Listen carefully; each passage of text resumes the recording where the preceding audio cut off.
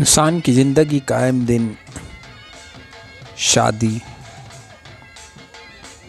और शादी में बारात में सेराबंदी और सेराबंदी के अंदर चूरी की रस्म सबसे अरूज पर होती है।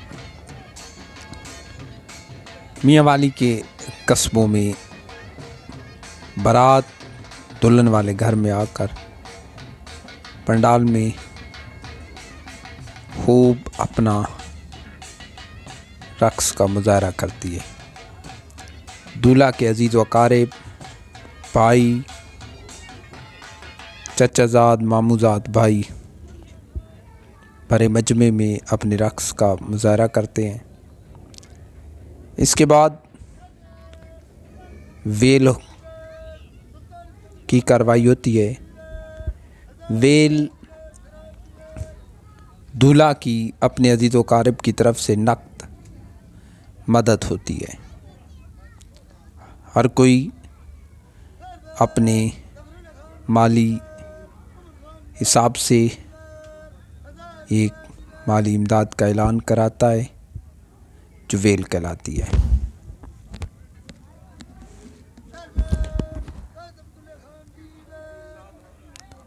डोली पैसे वसूल करके उसको बुलंद आवाज़ में पुकारता है। वेल देने वाले का नाम भी पुकारता है और एक शख्स वो वेल कापी पे नोट करता जा रहा है।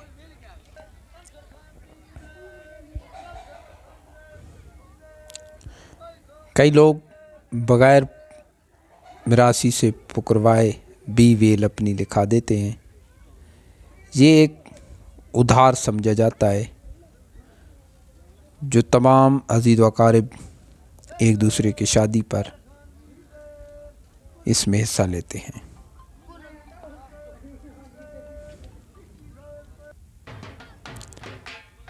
वेल के इख्तिताम पर सेराबंदी का मरहला आता है।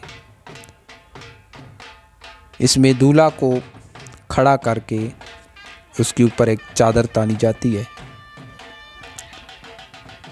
जिसके अंदर दूल्हा के करीबी दोस्त, अजीज़ व अकारिब जो सबाले कहलाते हैं वो दूल्हा की तरफ से सदका के तौर पर रकम डालते हैं।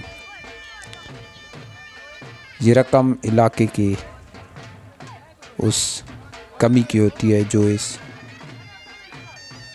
दूल्हा की बारात की इनविटेशन कार्ड तकसीम करता है। ये एक सेराबंदी का मंज़र है।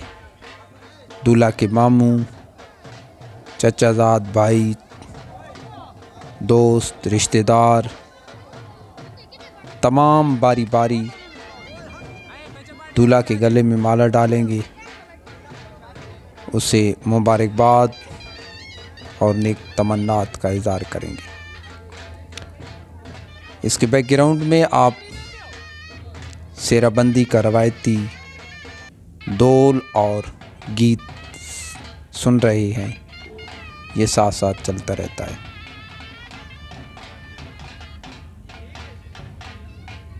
तमाम लोग बारी बारी आएंगे और दूल्हा को अपना सेरा पहनाएंगे।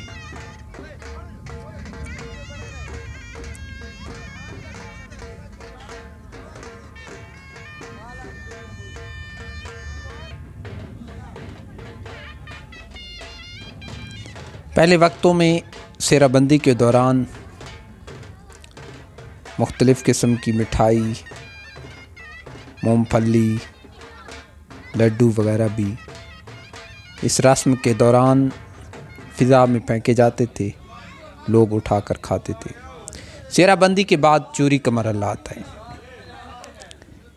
ये हमें मालूम नहीं हो सका कि ये रस्म कब से शुरू हुई और क्यों कि सेराबंदी के बाद दूल्हा को और दूल्हा के सवालों को चूरी खिलाई जाती है।